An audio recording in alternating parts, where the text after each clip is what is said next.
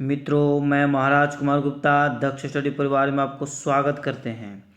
Bihar state के जितने भी बच्चे तैयारी कर रहे हैं उनके लिए यह वीडियो अति महत्वपूर्ण है। इसमें हम 20 MCQ क्वेश्चन लाए हैं जो सभी प्रश्नों को डिटेल्स और डीपली डिस्कशन करेंगे, क्योंकि यदि डिस्कशन यदि आपको याद है तो किसी भी तरीक़ा से एग्ज़ाम में प्रश्न पूछेगा आप 100% बना दीजिएगा। इस चैनल पर प्रतिदिन सुबह 8 बजे म्यूजिक की क्लास लिए जाते हैं। और एक और महत्वपूर्ण सूचना हम इसी वीडियो में देंगे, आपको हमारे साथ जुड़े हुए रहने की ज़रूरत है। सबसे पहला प्रश्न मित्रों कि राग मियाँ मल्हार के गाने का समय है।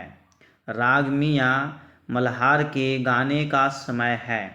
तो मित्रों इसका आंसर हो जाएगा मध्य रात्रि में। कब गाया जाता है? मध्य रात्रि में। और इसका विश्लेषण पर हम लोग ध्यान देंगे। राग मियाँ मल्हार के गाने का समय मध्य रात्रि माना जाता है। मियाँ मल्हार राग को काफ़ी थाट में गाया जाता है। पूछ सकता है एग्जाम में कि राग मियाँ की मल्हार किस थाट में गाया जाता है, तो काफ़ी थाट में गाया जाता है। और राग मियाँ मल्हार जो है से अंग की गायकी है। मियाँ मल्हार राग का वादी स्वर म तथा संवादी स्वर स माना जाता है। ठीक है, राग मियाँ की मल्हार की जो है से वादी स्वर क्या है, तो म है, और संवादी स्वर क्या है, तो स है। इस प्रकार हम लोग नेक्स्ट प्रश्न पर ध्यान देंगे। नेक्स्ट प्रश्न को पढ़ने से पहले मित्रों एक चीज़ आपको हम सूचना देना चाहते हैं कि यदि आप इस टेट की संपूर्ण तैयारी करना चाहते हैं, एक हम न्यू चैनल क्रिएट किए हैं, दक्ष म्यूजिक क्लासेस। ठीक है, उस लिंक का, उस चैनल का जैसे लिंक जो है से इसी वीडियो में हम डाल दिए हैं मित्रों। आप ज़रूर वहाँ से जा करके क्लास को ज्वाइन कर ले। उस पर बहुत जल्द ही क्लास स्टार्ट किया जाएगा। और सेकेंड चैनल जो मेरा दक्ष म्यूजिक क्लास है, उसमें क्या है कि हम PDF नोट्स सारा चीज़ आपको निःशुल्क प्रोवाइड करवाएंगे। इसमें थोड़ा सा हमको परेशानी हो रहा है, ठीक है, इसलिए हम आपको एक न्यू चैनल दे रहे हैं। उसमें लिंक में ही सारा चीज़ नोट आपको अवेलेबल रहेगा ताकि आपका एग्ज़ाम अच्छे से निकल जाए। तो मित्रों प्रश्न है, तंत्रवाद्य सितार के लिए कौन सा सही नहीं है। मतलब तंत्रवाद्य सितार के लिए कौन सा सही नहीं है। तो इसमें 7 तार होते हैं, मतलब जो तंत्रवाद्य होता है उसमें 7 तार होता है। इसमें पर्दा भी लगा हुआ रहता है। यह अवनद्धवाद्य का प्रकार, यही गलत है। तंत्रवाद्य जो है सितार जो है, तंत्रवाद्य सितार जो है अवनद्धवाद्य का प्रकार नहीं हो सकता है, क्योंकि अवनद्धवाद्य जो है उसमें तार नहीं लगा होता, चमड़ी का बना होता है। और सितार में क्या लगा हुआ रहेगा, तार लगा हुआ रहेगा। इसमें झाला भी बजाया जाता है। इस प्रकार आंसर क्या हो जाएगा, सी। क्वेश्चन कह रहा था तंत्रवाद्य सितार के लिए कौन सा सही नहीं है, तो यह अवनद्धवाद्य का प्रकार नहीं है, यही सही आंसर का आंसर है। अगला प्रश्न मित्रों, मुख्य बिंदु पर हम लोग ध्यान देंगे कि सितार अवनद्धवाद्य का प्रकार नहीं है। सितार एक तंत्रवाद्य है। सितार में 7 मुख्य तार होते हैं। सितार में पर्दे बंधे हैं तथा सितार वाद्य पर ही झाला बजाया जाता है। बहुत बार एग्जाम में पूछा जा चुका है कि सितार वाद्य में क्या बजाया जाता है, तो झाला बजाया जाता है। ठीक है मित्रों, अगला प्रश्न आपका है कि निम्नलिखित में से किस शब्द का प्रयोग सितार में नहीं होता है। निम्नलिखित में से किस शब्द का प्रयोग सितार में नहीं होता है। तो मित्रों इसका आंसर आपको हो जाएगा खुला बाज का प्रयोग नहीं होता है। सितार में खुला बाज का प्रयोग नहीं होता है। व्याख्या पर ध्यान दीजिए। खुला बाज शब्द का प्रयोग सितार में नहीं होता है। तबले में खुला बाज शब्द का प्रयोग होता है। तबले में खुला बाज शब्द का प्रयोग होता है। कण शब्द, मिंड शब्द और कृतंत शब्द का प्रयोग सितार में होता है। मतलब ध्यान दें, सितार में क्या क्या प्रयोग होता है, कण शब्द, मिंड शब्द और कृतंत शब्द, ये तीनों का तीनों किसमें प्रयोग होता है, सितार में। और खुला बाज का प्रयोग किसमें होता है, तो तबला में होता है। मित्रों इसी तरीका के डिटेल्स वीडियो देखने के लिए एक हम सेकेंड चैनल का निर्माण किए हैं। उस चैनल को जाकर के आप जरूर ज्वाइन कर लें। सेकेंड चैनल का नाम है दक्ष म्यूजिक क्लास। उसका लिंक हम इस वीडियो को डिस्क्रिप्शन बॉक्स में मित्रों डाल दिए हैं। अब फटाफट क्लास को ज्वाइन करें और सेकेंड चैनल के माध्यम से आपको डिटेल्स और deeply note copy with PDF आपको प्रोवाइड करवाया जाएगा। प्रश्न मित्रों, सितार में तरब के तारों का प्रयोग किया जाता है। सितार में तरब के तारों का प्रयोग किया जाता है। तो मित्रों इसका आंसर आपको हो जाएगा 11 से 13 तरबों के तारों की संख्या होती है। सितार में तरब के तारों की संख्या कितनी थी, 11 से लेकर के 13 तक होता है मित्रों। इसका व्याख्या पर ध्यान दीजिए। सितार में तरफ के तारों की संख्या 11 से 20 मानी जाती है। सितार एक तत्ववाद्य है। सितार में मुख्यतः 7 तार का प्रयोग किया जाता है। इसे मिजराब के द्वारा बजाया जाता है।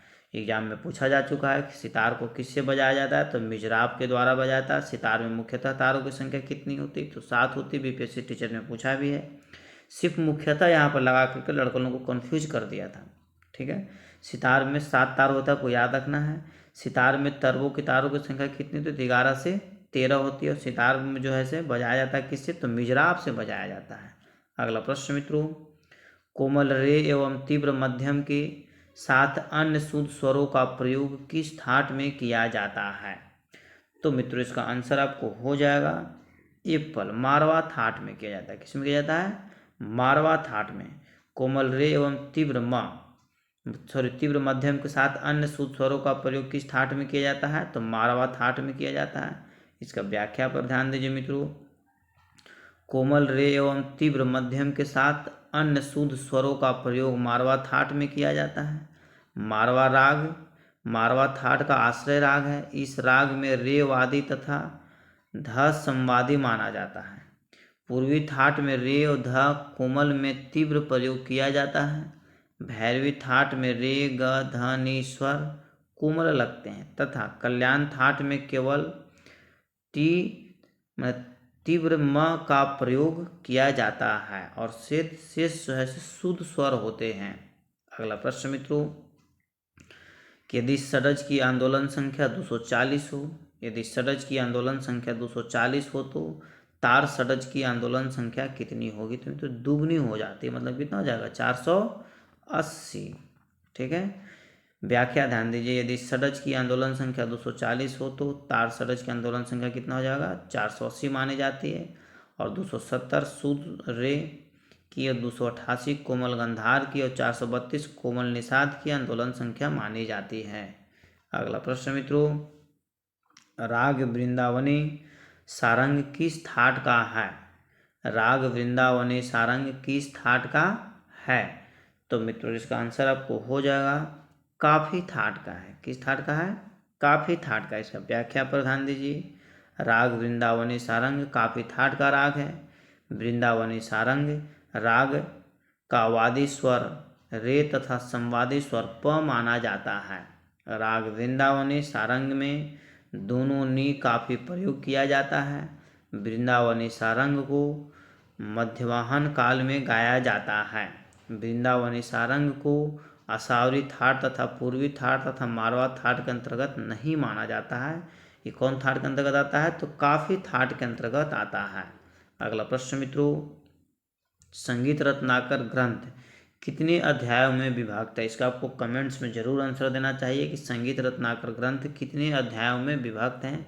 तो मित्रों 7 अध्याय में विभक्त है। कितने अध्यायों में, 7 अध्याय में। इसलिए इसको जो है से सप्त अध्यायी भी इसको बोला जाता है। संगीत रत्नाकर को सप्त अध्यायी भी बोला जाता है।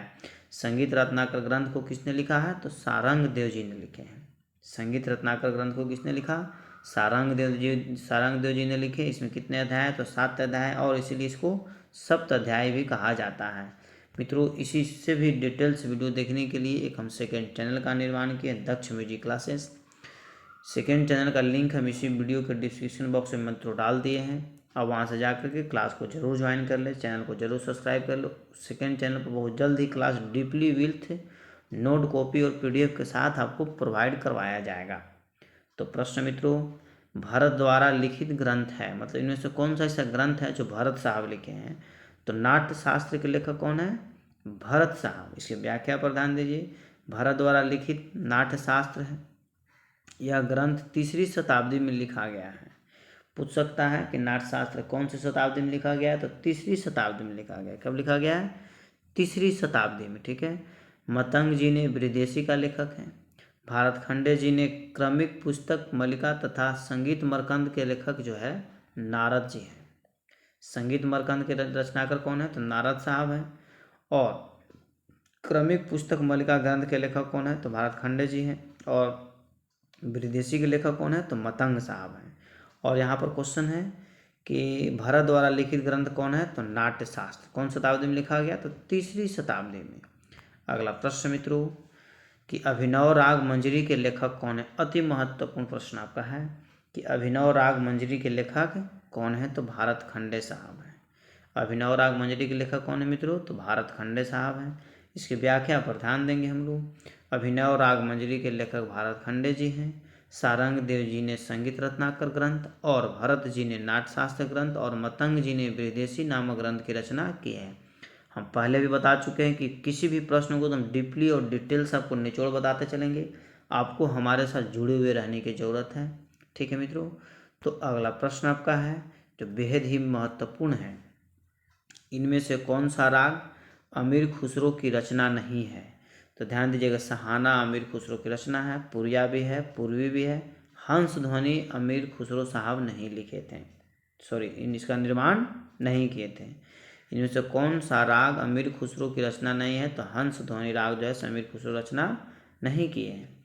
यहाँ व्याख्या पर ध्यान दीजिए, हंस ध्वनि राग को अमीर खुसरो की रचना नहीं मानते हैं। अमीर खुसरो ने सहाना, पुरिया और पूर्वी राग की रचना की है।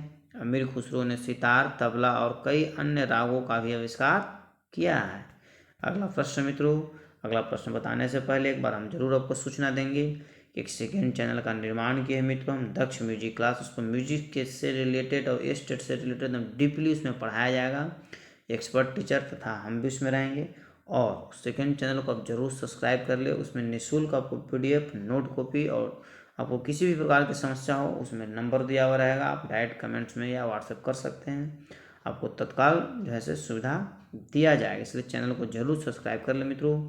प्रश्न आपका है, तंत्रवाद सितार में कितने चिंकारी के तारों का प्रयोग किया जाता है? जब तंत्रवाद सितार उसमें चिंकारी के तारों की संख्या कितनी होती है? तो मित्रों 2 तार होता है। चिंकारी कितने तार होते हैं? 2 तार होते हैं। सितार में कितने मुख्यतः तार होते हैं? तो 7 तार होते हैं। तो मित्रों हम लोग व्याख्या पर ध्यान देंगे। तंत्रवाद सितार में चिंकारी के 2 तारों का प्रयोग किया जाता है। चिंकारी के तार पर झाला बजाया जाता है।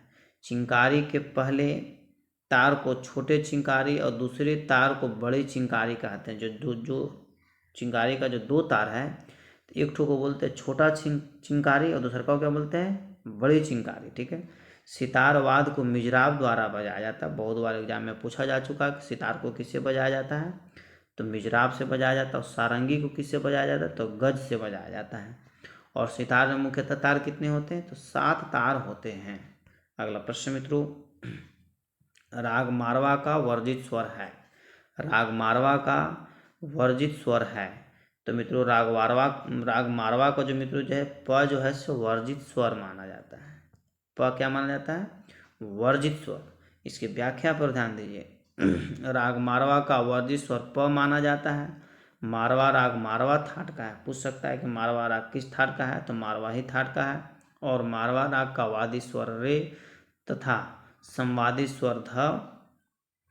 और मारवा राग को दिन के अंतिम प्रहर में गाया जाता है। बहुत ही महत्वपूर्ण प्रश्न यहाँ पर निकल गया कि राग मारवा को कब गाया जाता है? तो दिन का अंतिम प्रहर में। एक चीज़ मित्रों बताते चलें कि प्रहर की संख्या कितनी है? तो 8 है। बीपीएससी में पूछा भी गया है कि प्रहर की संख्या कितनी है? तो 8 है।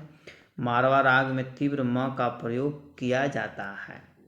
अगला प्रश्न मित्रों, राग केदार किस थाट का है? राग केदार किस थाट का है? तो मित्रों हो जाएगा कल्याण थाट का है। राग केदार किस थाट का है? कल्याण थाट का है मित्रों। इसके व्याख्या पर ध्यान दीजिए। राग केदार कल्याण थाट का राग है। खमाज राग खमाज थाट का, और भैरव राग भैरव थाट का, तथा बिलावल राग बिलावल राग का माना जाता है। अगला प्रश्न मित्रों, कहा जाता है कि सितार का विकास इस वाद्य से हुआ है। डैट मीन्स कहने को तो जो सितार का जो विकास हुआ है किस वाद्य यंत्र से हुआ है? तो मित्रों सितार का जो विकास हुआ है वीणा से माना गया है। किसे? वीणा से माना गया है। वीणा के बजैया 7 सुर की रचैया। तो मित्रों कहा जाता है कि सितार का विकास किस वाद्य से हुआ है? तो वीणा से हुआ है। किससे हुआ है? वीणा से। अति महत्वपूर्ण प्रश्न आपका है। इसके व्याख्या पर देखिए ध्यान से। सितार का विकास वीणावाद के द्वारा हुआ है। सितार और वीणा एक तत्ववाद्य है। कैसा वाद्य है? तत्ववाद्य। वाद्य कितने प्रकार के होते हैं? तो 4 प्रकार के होते हैं। ठीक है। अगला प्रश्न मित्रों, इनमें से एक प्रसिद्ध सितार वादक हैं, मतलब इनमें से कौन से ऐसे व्यक्ति हैं जो सितार वादक के लिए प्रसिद्ध हैं? तो मित्रों इसका आंसर आपको हो जाएगा पंडित निखिल बनर्जी। बहुत ही अच्छे सितार वादक हैं, इनका जितना भी वर्णन किया जाए उतना कम पड़ जाएगा। ठीक है, तो पंडित निखिल बनर्जी क्या बजाते हैं? तो सितार वादक है। व्याख्या पर ध्यान दीजिए, सभी के बारे में हम लोग जान लेंगे। पंडित निखिल बनर्जी एक प्रसिद्ध सितार वादक हैं। पंडित किशन महाराज जैसे तबला वादक हैं। क्या ये है? तबला वादक हैं। और उस्ताद अमजद अली खां सरोद वादक हैं। उस्ताद अमजद अली खां क्या बजाते हैं? तो सरोद बजाते हैं। ठीक है, और पंडित जसराज प्रसिद्ध शास्त्रीय गायक हैं। पंडित जसराज क्या हैं? शास्त्रीय गायक हैं। और किशन महाराज तबला वादक हैं, जबकि उस्ताद अमजद अली खां क्या बजाते हैं? तो सरोद बजाते हैं। इस प्रकार इस प्रश्न का आंसर क्या हो गया? पंडित निखिल बनर्जी। प्रश्न था कि इनमें से एक प्रसिद्ध सितार वादक कौन है? तो पंडित निखिल बनर्जी। अगला प्रश्न मित्रों, लक्ष्मी ताल में कुल मात्राएं होती है। लक्ष्मी ताल में कुल मात्राएं होती है। तो मित्रों लक्ष्मी ताल में कुल 18 मात्रा होती है। कुल कितना मात्रा होती है? 18 मात्रा होती है। व्याख्या पर ध्यान दीजिए बारीकी से। लक्ष्मी ताल में 18 मात्राएं होती है। लक्ष्मी ताल तबले की ताल है। पूछ सकता है एग्जाम में कि लक्ष्मी ताल किसकी ताल है? तो तबले की ताल है। इस ताल में 9 विभाग होते हैं। मतलब लक्ष्मी ताल में कितने विभाग होते हैं? तो 9 विभाग होते हैं। और 10 मात्रा की झपताल तथा 17 मात्रा की शिखर ताल और 28 मात्रा की ब्रह्म ताल होती है। इस प्रकार मित्रों इसका आंसर क्या हो गया? D number. ठीक है, अगला प्रश्न पर ध्यान दीजिएगा। अगला प्रश्न का आंसर बताने से पहले एक बार फिर आपको सूचना देना चाहते हैं कि एक हम सेकेंड चैनल का निर्माण किए हैं, दक्ष म्यूजिक क्लासेस। सेकेंड चैनल का लिंक मित्रों इसी वीडियो के डिस्क्रिप्शन बॉक्स में हम डाल दिए हैं। आप जाकर के क्लास को जरूर ज्वाइन कर लें। सेकेंड चैनल को ज्वाइन करने से आपको फ़ायदा आया है कि सेकेंड चैनल के माध्यम से हम संपूर्ण म्यूजिक का नोट कॉपी और PDF विथ डिटेल्स जानकारी आपको प्रोवाइड करवाया जाएगा, वो भी निःशुल्क। इसलिए आप जितना जल्द हो सके सेकेंड चैनल को सब्सक्राइब कर लें। और हम लोग तब तक अगले प्रश्न में मित्रों चलते हैं। संगीत परिजात के लेखक कौन है? संगीत परिजात के लेखक कौन है? तो अहोबल साहब है। अहोबल साहब। ठीक है, संगीत परिजात के लेखक कौन है? अहोबल साहब है मित्रों। व्याख्या पर ध्यान देंगे। संगीत परिजात ग्रंथ के लेखक अहोबल जी हैं। यह ग्रंथ 1665 ईस्वी के उत्तरार्ध में लिखा गया है। मतंग जी ने विदेशी तथा नारद जी ने संगीत मर्कंद की रचना की है। मतलब मतंग विदेशी के लेखक कौन है? तो मतंग साहब। और संगीत मर्कंद के लेखक कौन है? तो नारद साहब। ठीक है मित्रों, सदारंग एक गायक है। सदारंग क्या है? सदारंग एक गायक है। सदारंग और अदारंग दोनों गायक हैं जो औरंगजेब के दरबार में इन्होंने जन्म लिया था। ठीक है, अगला प्रश्न मित्रों, राग भैरव के गाने का समय है। मतलब राग भैरव कब गाया जाता है? तो प्रातः काल गाया जाता है। राग भैरव कब गाया जाता है? प्रातः काल गाया जाता है मित्रों। इसके व्याख्या पर ध्यान दीजिए। राग भैरव का गायन समय प्रातः काल माना जाता है। भैरव राग भैरव थाट का अनजन्य राग है। भैरव राग का वादी स्वर ध तथा संवादी स्वर रे माना जाता है। भैरव राग की जाति संपूर्ण जाति मानी जाती है। भैरव राग को रात्रि सायंकाल तथा दिन के तीसरे प्रहर में नहीं गाया जाता। कब गाया जाता है? तो प्रथम प्रातः काल में गाया जाता है भैरव राग का। मित्रों आज का अंतिम प्रश्न आपका है, राग दुर्गा की जाति क्या है? राग दुर्गा की जाति क्या है? तो मित्रों राग दुर्गा की जो जाति है ऑडो है। क्या है? Auto auto. ठीक है मित्रों, इसके व्याख्या पर ध्यान देंगे हम लोग बारीकी से। राग दुर्गा की जाति ऑडो ऑडो मानी जाती है। राग दुर्गा विलावल थाट का राग है। पूछ सकता है कि राग दुर्गा किस थाट का है? तो विलावल थाट का है। और दुर्गा राग में गंधार और निषाद स्वर वर्जित हैं। इस राग में का वादी स्वर तथा संवादी स्वर स माना जाता है। दुर्गा राग का गायन समय रात्रि का दूसरा प्रहर माना जाता है। दुर्गा राग के मुख्य स्वर इस प्रकार हैं, स रे म प ध सा या फिर सा ध म रे स। दुर्गा राग की जाति संकीर्ण संपूर्ण तथा सारो नहीं मानी जाती है। इस प्रकार मित्रों हम लोग इस प्रश्न का व्याख्या पर ध्यान दिए। यदि आप इस चैनल पर पहली बार विजिट कर रहे हैं मित्रों तो चैनल को आप सब्सक्राइब कर लें और बेल आइकन को जरूर ऑल कर दें। इस पर प्रतिदिन वीडियो अपलोड किया जाएगा। मित्रों एक चीज़ आवश्यक सूचना यदि आप संगीत का डिटेल्स जानकारी लेना चाहते हैं, डिटेल्स में पढ़ना चाहते हैं, तो एक सेकेंड चैनल का निर्माण हम किए मित्रों, दक्ष म्यूजिक क्लास। उसमें सिर्फ म्यूजिक से ही रिलेटेड प्रश्न आपको अपलोड किए जाएंगे और म्यूजिक का संपूर्ण जानकारी इस सेकेंड चैनल पर दिया जाएगा और PDF और नोट भी आपको प्रोवाइड करवाया जाएगा। अतः सेकेंड चैनल को आप जरूर ज्वाइन कर लें। तब तक के लिए आप स्वस्थ रहिए, मस्त रहिए। एक बार प्रेम से बोलिए भारत माता की जय।